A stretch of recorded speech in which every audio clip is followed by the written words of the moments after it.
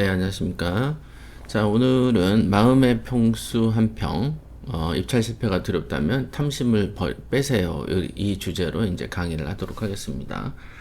우리가 이제 그 입찰을 할 때, 이제 뭐 많은 갈등들이 오죠. 어떤 갈등이 옵니까, 주로? 내가 낙찰은 받고 싶은 생각이 드는데, 가능하면은 적게 쓰고 싶은 마음의 어떤 그 갈등이 오죠. 내가 이제 더 써서 더 많이 써야만 1등을 할 수 있고, 덜 쓰면은 1등 하기가 어렵다. 이거는 굉장히 상식적인 얘기죠. 그러나, 어, 훨씬 많은 사람들은 입찰을 앞두고 고민을 하죠. 물론 이제 고민 없이 재수에 기대서 탁탁 써버리는 경우도 있고 있습니다만은 대체적으로 항상 저 같은 경우에는 이제 가르칠 때 경매에 있어서는 입찰 가격을 미리는 결정하지 말라고 합니다.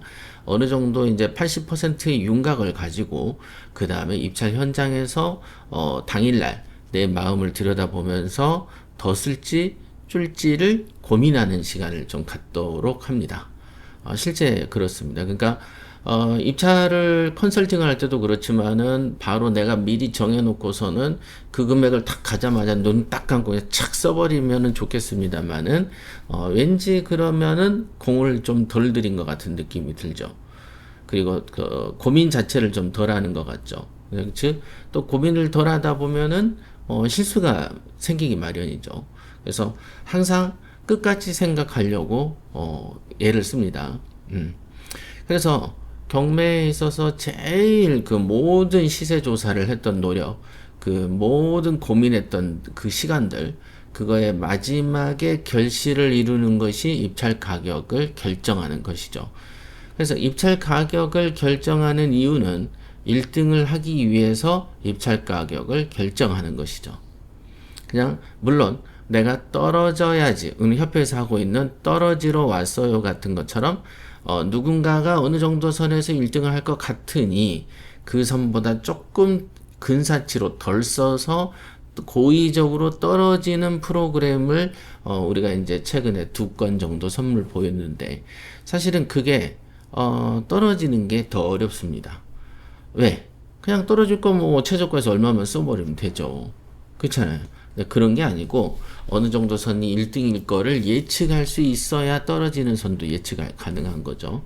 그러니까 이 말은 잘 이해를 못 하시는 분들도 있을 건데 경매를 많이 하다 보면 떨어지는 것 자체가 그다지 어려운 거다라는 걸 알게 됩니다. 어렵다.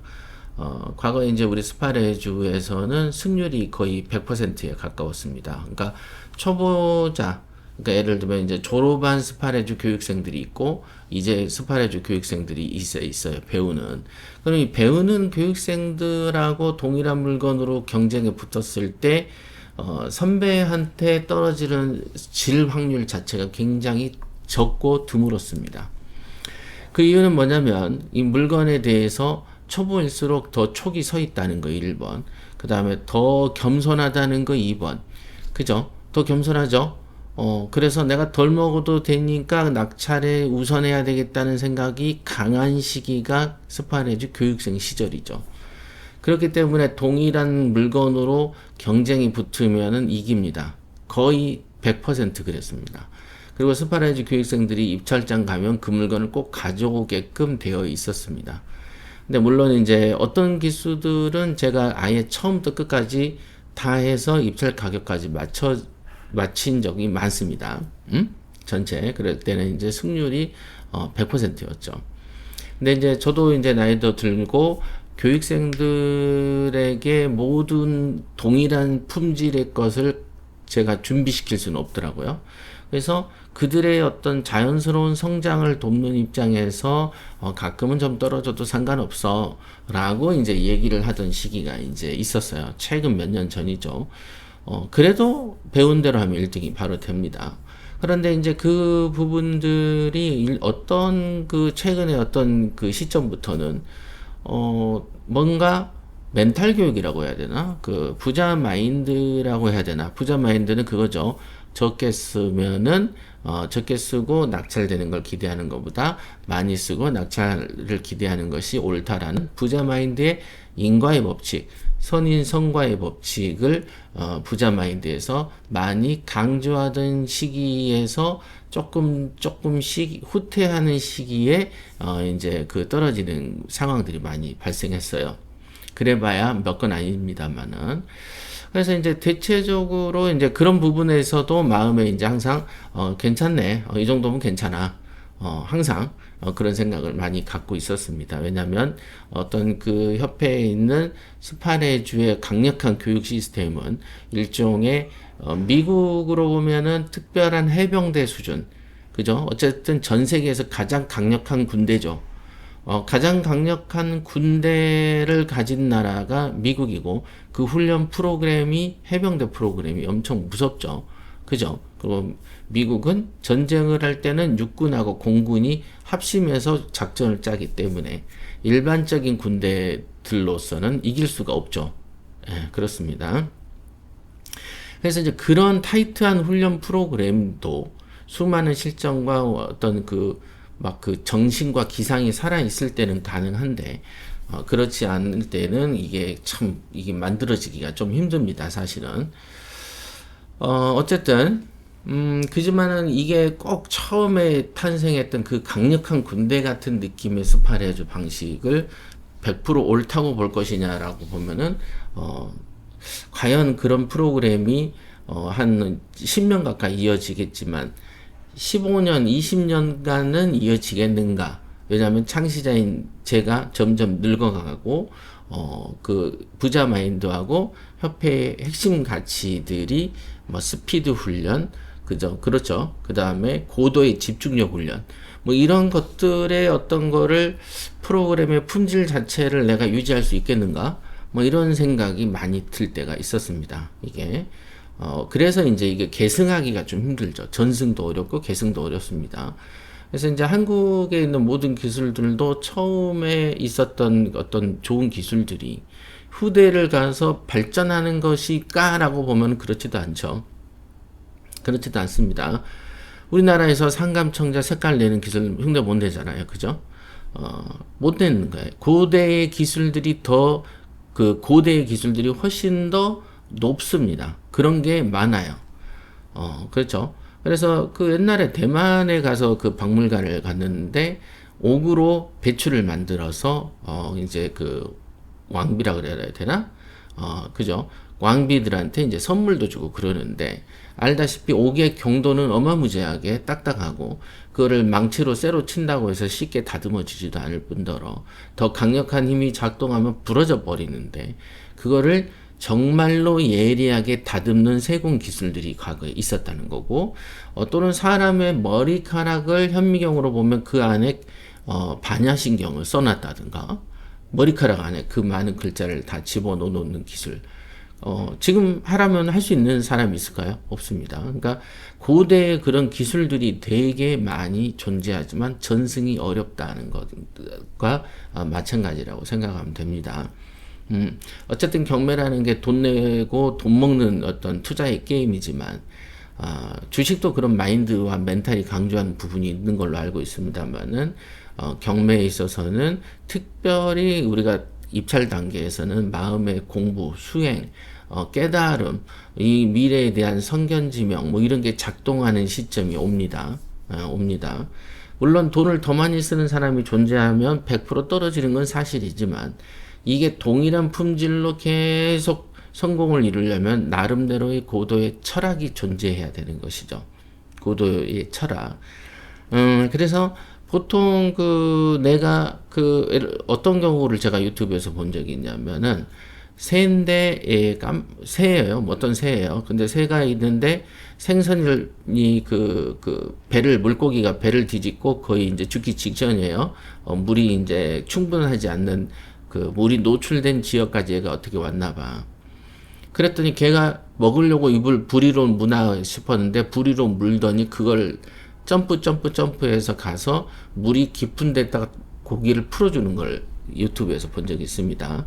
여러분들도 아마 보신 분도 계실 건데, 새가 물고기를 보면은 바로 먹어버리는 줄 알았는데, 그거를 물에다가 던져주고 살려준단 말이죠. 정말 신기하다, 이게. 그럴 때 이제 댓글들이 얘가 이제 그 좀 전에 밥을 먹었기 때문에 배가 덜 불러서 덜 고파서 그런다라고 생각을 하시는 경우가 있는데 그런 댓글들도 달려 있어요. 그러나 따지고 보면은 배가 그 덜 고픈 건 이해하겠지만 그걸 굳이 물 속에다가 던져주는 것까지는 이해하기 힘들죠. 그것도 한 뭐 7m, 10m를 갖다 물고 가서 그거를 갖다가 빠뜨려 주더라고요. 바로 그런 어떤 묘한 고도의 그 정서적인 부분이 작동하는 거예요. 도대체 얘네가 왜 그랬지? 뭐 이런 느낌적인 느낌이 있어야 돼요. 입찰을 할 때는. 그래서 이 고도의 정신력을 키우기 위해서 의량물건 검색 훈련에서도 스피드 훈련, 상상력 훈련을 계속 시키는 이유가 그렇습니다. 자, 그렇다면은 오늘의 본론으로 돌아가서 이거가 우리가 입찰을 하기 전에 대체적으로 고민하지 않고 쓰는 경우는 비추. 고민을 많이 하고 쓰시라, 오케이. 근데 언제까지 고민하냐? 입찰서를 제출을 할 때까지 고민하셔야 된다. 그럼 그 고민이라는 것은 무엇으로 고민할 것이냐? 그래서 여기 있는 제목처럼 마음의 평수가 한 평이라면, 그러니까 한 평이다, 이거 한 평. 그럼 이 한 평의 공간에다가 어떤 생각을 집어넣을 것이냐를 생각을 해보라는 거예요. 그러니까 예를 들면 여러분의 마음도 한 평인데 한 평. 근데 거기에 어떤 더 먹고 싶은 마음, 그죠? 그 다음에 더 가지고 싶은 마음, 그 다음에 뭔가를 그 겁내는 마음, 그 다음에 꺼리는 마음, 뭐 이런 마음들이 이제 내 그 마음을 차기 시작한다는 거죠. 응? 그래서 그 마음을 차면, 그죠? 그 마음에, 내 마음에 그거를 차면은, 예를 들면은 75%가 찼어요. 어떤 마음으로? 두려워하는 마음, 꺼리는 마음, 그 다음에 이제 입찰에 대한 그 어떤 걱정하는 마음이 찼습니다. 그 다음에 더 먹고 싶어 하는 마음이 찼어요. 그죠? 그럼 그 마음이 찼을 때, 나머지 25%의 마음에서 내가 낙찰받고 싶은 마음이 존재할 때, 이 마음 전체적인 점수로 보면은 낙찰받고 싶은 마음이 25점, 떨어지고 싶은 마음 75점이 차지하게 되는 것이다. 그러면은 안 된다. 자, 그러면은 고민하는 마음, 두려운 마음, 더 먹고 싶은 마음이 75%를 찰 때 있죠. 그러나 입찰을 위해서는 그 75%의 그런 마음을 빼내고 나머지 갖고 싶은 마음, 투자하고 싶은 마음, 성공하고 싶은 마음, 이거를 가지고 단돈, 내가 한 3천 벌려고 계획했는데 2천이면 어때? 그래, 1,000만 원이면 어때? 라는 마음으로 줄어드는 긍정적인 마음이 차지하게끔 내가 그 마음을 주사기로 넣었다 뺐다를 할 수 있어야 된다는 거죠. 근데 이게 이제 마음 훈련이거든요. 마음 훈련. 그래서 내 마음이 지금 현재 상태가 몇 퍼센트 정도가 부정적인 요소로서 채워지고 있더라는 걸 알고 그 마음을 내가 인위적으로 빼내면서 긍정적 마음으로도 집어넣을 수 있는, 즉 그냥 우리가 물탱크가 있는데 물탱크에 물 한번 넣으면은 끝나는 그 마음이 물탱크가 아니고 내 마음의 평수 한 평 안에는 긍정적인 마음과 부정적 마음이 들어갔다 나갔다 할 때 내 스스로가 부정적인 마음을 꺼내면서 긍정적 마음으로 채워넣을 수 있는 그런 능력이 있어야 된다는 거죠. 그래서 더 먹고 싶어, 좀만 덜 쓰고 싶어. 근데 괜히 내가 이거를 쓰면은 나 혼자서 뻘쭘하게 광야에서 내버려 든 느낌이 나고 내가 2등하고 너무 차이가 나면 어쩌지? 라는 황당한 상황에 내 생각이 매몰된다는 거죠. 그 마음이 들면 안 된다. 근데 그 마음이 들 때가 있겠죠? 그럼 그 마음이 지배를 할 때는 입찰하면 안 되지. 그러면 그 마음이 지배할 때, 또 다른 측면에서 내 머릿속에서, 이러다가 뚜껑 딱 까봤더니 단독인 줄 알았는데, 3대1이나 5대1이면 어떻게 되는 거야? 이런 의문점을 가지면 벌써 마음이 조금씩 후퇴하죠. 75점을 차지했던 75%를 차지했던 부정적 마음이 빠지는 거죠. 그래, 지금은 내가 고민이 되는데 잠시 후에 떨어졌을 때 그 후회하는 마음이 들면 어떡하지? 결과는 모르는 거니까. 자, 이런 식의 어떤 견제하는 마음이 옆에서 또 작동을 해줘야 되는 거죠. 그래서 그런 생각이 없이 그 어떤 하나의 생각으로 이렇게 여기 있죠. 내 마음을 지배하게 냅두지 마라. 들어올 수도 있죠. 내 마음이니까 들어올 수도 있고 나갈 수도 있는데 그 들어와 있는 마음에 지배를 당해버리면은 나의 긍정적 마음, 나의 제정신인 마음이 25점밖에 안 남게 된다는 점에서 온전한 합리적인 판단을 할 수가 없다라는 것이다. 그죠? 그래서 여기에 있는 더 먹고 싶은 마음이 가득 차면은 가득 참을 느끼고 그 마음을 빼고 다른 마음을 집어넣는 자유자재한 인공지능, 요즘 흔히 말하는 AI 같은 성능을 본인이 갖고 있어야 된다. 그래서 내 마음속에서 하나는 악마가 여기 떠 있고 하나는 여기에서 천사가 떠 있어 가지고 이럴까 말까 저럴까 말까를 할 때 여기서는 뭐라고 하고 여기서 뭐라고 하는, 어찌 보면 약간의 정신분열 증세 같은 것처럼 내 마음대로 이렇게 생각을 할 수 있는 능력이 필요하다는 거죠. 그래서 우리가 생각 끝에 내가 이 금액을 고집할 때 미래의 1시간 이후의 미래로 내가 가보는 거죠. 그랬을 때 내가 후회하지 않겠는가. 그래서 이제 스파레주의 어떤 공식이 10,000원 차이로 떨어져도 웃으면서 나올 수 있겠는가라는 게 우리 스파레주의 낙찰가 결정법의 여러 가지 구결 중에 하나다. 그러면 그게 말로는 쉬워 보이나 실제로 그 금방 말씀드린 요거를 고민하는 거예요. 어떻게 쉽겠냐. 더 많이 고민하게 된다는 거죠. 그러니까 더 먹고 싶은 마음에 고민하는 게 아니고 내가 잘못된 판단을 할지 말지에 대한 두려움 때문에 더 고민하게 되는 것이죠. 이런 거 오늘 요거에 대해서 얘기를 드렸는데 이런 마음의 훈련법에 따라야지 되는 거지. 이걸 가지고 그냥 들으면 오케이 하고 깨달아질 정도면 경매를 이제 선택하지는 않습니다. 이미 경매를 하고 있거나 고수겠죠. 네, 자 오늘은 여기까지 하겠습니다.